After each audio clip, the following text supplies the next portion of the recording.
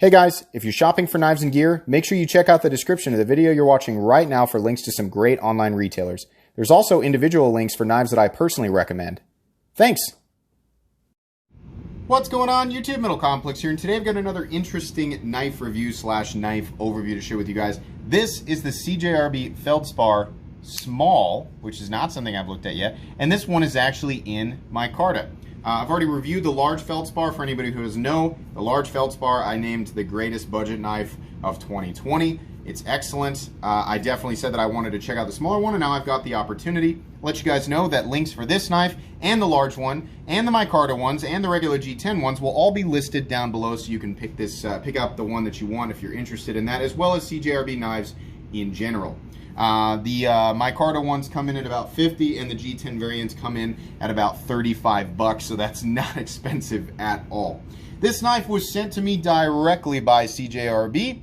Thank you so much for doing that. There's their Instagram right there. Give them a follow. They're doing some great stuff for the budget knife world right now. Appreciate that. Also want to say thank you to my generous patrons. Thank you so much for supporting me right now.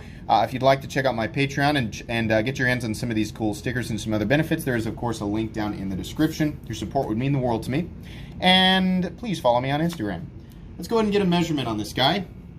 Overall length of the CJRB Feldspar Small coming in at 7 inches. Blade length is coming in at 3 inches. Be careful about that. That is exactly 3 inches in my light.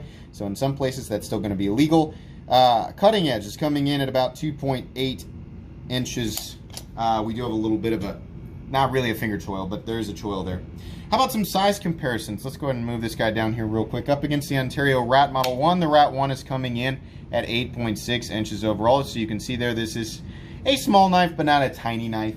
How about up against the Spyderco PM2? Spyderco PM2 coming in at 8.3 inches overall. How about up against the Benchmade Griptilian, or in this case the Ritter Hogue? Ritter Hogue is coming in at 8 inches overall.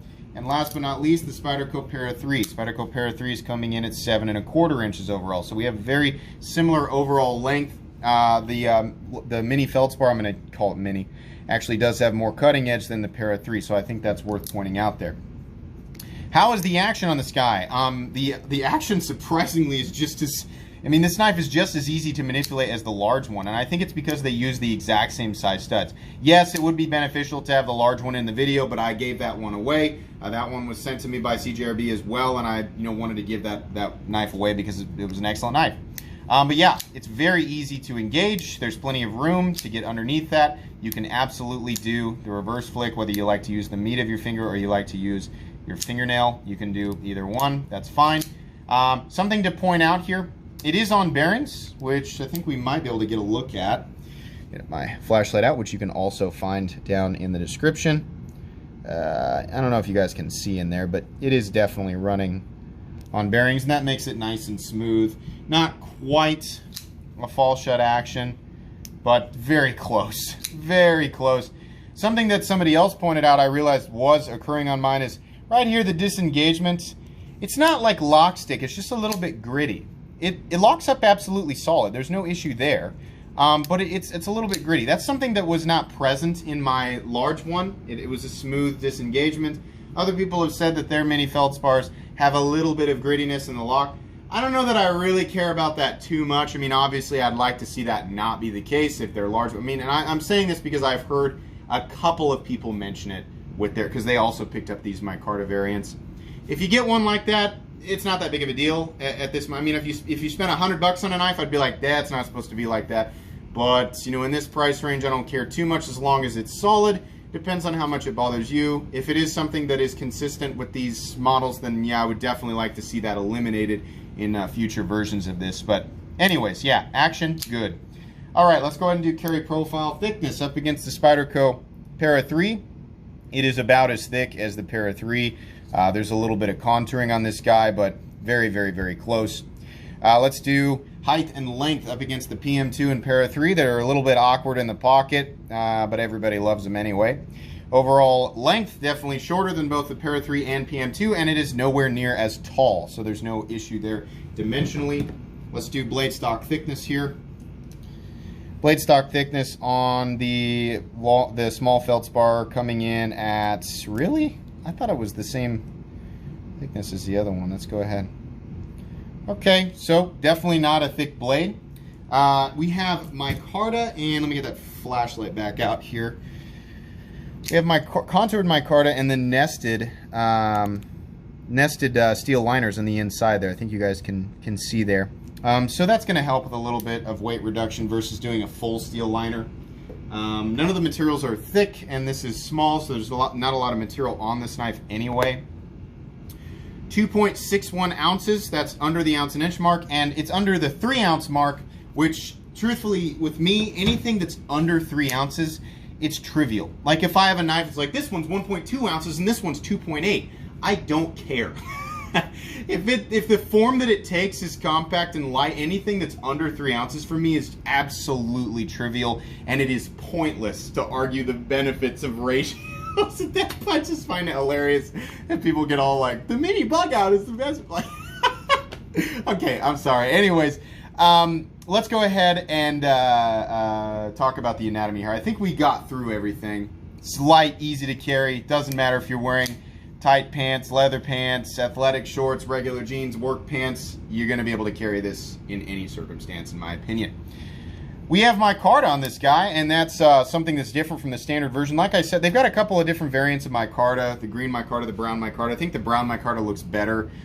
These will be down below with the standard versions of the Feldspar. The standard version of this knife comes in G10, which is just fine. If you like more of a, weathered look, or you like more of a vintage look, then you might like the micarta better. If not, the G10 will be just fine. Which one's better? I think it's trivial. I think they're both plenty strong. I don't know if one is stronger than the other. Micarta will pick up the oil from your fingers after a while, and it'll just look more vintage, which is probably why people buy it anyway. It is a little bit rougher around the edges, but everything has been knocked down enough that it's not really going to matter. In fact, there are no sharp edges on any part of this. It's just like the large one. Very comfortable. This knife is just barely big enough for me to get a full purchase. It's not a comfortable one. For me to be comfortable, I really need to lay my index finger here, and you can see that just half of my pinky is slipping over the edge. So it's just a little bit too small for me. If your hands are a little bit smaller than mine, I wear an XL glove. That means I have a normal size, like an average size hand, roughly. If your hands are a little smaller than mine, you might really, really like this. You guys wondering if you can choke up here? Not really. I can't quite get a full first knuckle in there without, running up on the edge. So that's really just an enlarged sharpening choil that's making sure that the cutting path starts right about where the thumb stud is. I would not call that that's not even a finger choil if if you're a baby. There's not really enough room to get your finger in there. So that's just not the case. But ergonomics are comfortable even in a 3.5 finger grip. And everything's nicely knocked down, so it's not uncomfortable except for that pocket clip, which we'll talk about here. But yeah, ergonomics are good, and everything's nicely knocked down, and the the whole fit and finish thing is great. We didn't do the hardware check. Let me go ahead and get out my tools here. You can pick my tools up in the description. They are right at the bottom. Very recommendable, not expensive. Let's go ahead and put the T8 in there. Alrighty. T8 on the pivot, great, and the body screws are going to be T6. No point in wasting time with that. You guys know my opinions on T6. Wish they were all T8, but they're not. It's not a deal breaker. There is some evidence that CJRB might be considering moving to all T8 with newer models. I have a CJRB over to my right that is truly excellent and is using all T8 on the hardware.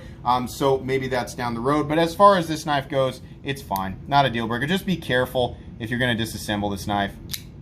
The blade is wonderful. It is not an absolute laser beam, but it's plenty slicey, plenty pokey. It's going to do all of your EDC tasks. As far as how it was sharpened, very well. We have a tumbled finish on this blade, which is something that I very much appreciate about CJRB knives. They're not just doing everything in satin like everybody else does. I'm sick of satin. Everything just is so sharp up on the spine. This guy's nicely knocked down on the spine just like its older brother. The tip, nice and pokey. You do have some reasonable thickness carried out there. In fact, the flat carries out about 75 to 80%, right? So some thickness out there, and then you have a nice amount of room to drop towards a reasonable cutting edge. Not a laser beam. It'll definitely cut. It'll definitely slice. That stonewash finish is nice and smooth, so there's not going to be a lot of drag or hang up.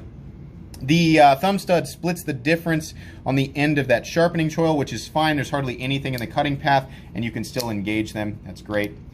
CJRB and Artisan Cutlery have done this weird thing with the pivot collars where it's kind of hit or miss. The colors, like sometimes they've got different colors of pivot collars that just don't work well with other colors. In this case, we have what looks to be a brass colored, or maybe it's actually brass pivot collar that is contrasting very well with this brown micarta. That's just my opinion though. Some people like, you know, like if we had red G10 and an orange pivot collar, gross. But that's me thinking that those two colors don't go together, but it's just funny that sometimes they don't have, like, you know, as far as like the popular opinion goes, they have colors that don't contrast well. For example, here, let me show you.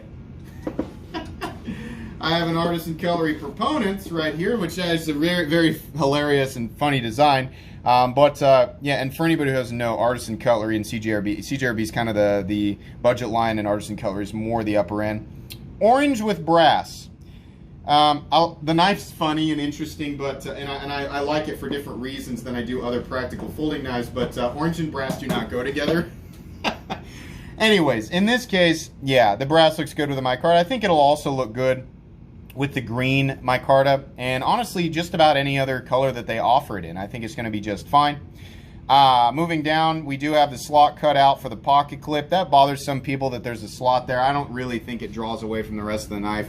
I'm glad that there's an area that's sunk into the scale where the clip can go so that there's no play. That solves that issue there, but think of it what you will. It is also friendly to left-handed people, even though we have a right-handed liner lock. So lefties, you can rejoice a little bit. There is a lanyard hole for people who still do that. It is not being prioritized over the pocket clip. The pocket clip is allowed to be truly deep, which is great, and this has the recessed screws, which is awesome because not all CJRBs have recessed screws. This does, however, still have the old dip and bill pocket clip. It's okay. It'll get over the pants pocket. It's more likely to snag on stuff. This is a steel clip. If it does snag, hopefully it bends. You can bend it back. If it snaps, it's going to be kind of hard to get a replacement clip. From what I've heard, you're more likely to, you know, solve the problem by just buying a whole new knife, which is frustrating, you know, but it's an inexpensive knife. I'm just saying that issue could be solved by a different clip. And once again, CJRB is showing signs of doing different things with the clip. This other knife that's over to my right has a much better clip. In fact, it's a darn near perfect clip. So that's good. This is a minor issue. It's not something you should get hung up on, even though you might physically get hung up on. That was my... Man, the transition into the poorly executed joke there. The clip might snag on something. Haha. Okay, moving on here. Back of the knife, we do have another adjustment head back here, and then the pivot collar, that's fine. CJRB does this thing where they like to put the serial number on the blade. And China, I know it's made in China. I've got other Chinese-made knives that don't have to print it on the blade. I really would like that to not be on the blade. That would be great, as well as the serial number. D2 is fine and CJRB is fine, but I think this needs to be smaller. This is very CJRB, like that's fine. I like CJRB, but just like it's you know, the font is big, right? And it's just kind of like really in your face. I think it could be a lot smaller and get the point across, but that's a little thing. Functionally, there's no issues there, right? Centering on this guy came a little bit off center. This was brand new. This was sent directly to me. Lockup, however, is absolutely on. Now, I've got a video on how to center your blade. I have no doubt that I could do that to this knife. It would take me maybe 5 minutes and the blade would be centered. I'd still like to see it come centered from the factory. At this price range, it's one of those things where it's like, yeah, you know, it would bother me a lot more if I paid $100 for this, but I didn't, right? Between $35 and $50, which is what you can expect to pay for any variant of this knife. That the centering being off is a mild frustration. It's something you can fix yourself, but CJRB, it'd be nice to see that always come centered from the factory. I think mine is kind of a weird one. I think most people are getting them centered, so maybe that's the case there. All right, so what can I complain about here? It's got T6 screws. The liner lock has a little bit of grittiness, which is odd, but it's not, doesn't seem to be a functional issue. The knife didn't come centered, but okay. Pocket clip still has that dip and bill setup, which isn't ideal. They're all pretty minor nitpicks, especially for a $38 knife. This one is $50 with the micarta. Can I recommend this knife? Yeah. I don't like the small as much as I like the large, but that's more so due to the size of my hand and then just my general preferences with knives. But for people who like smaller knives, is this a good option?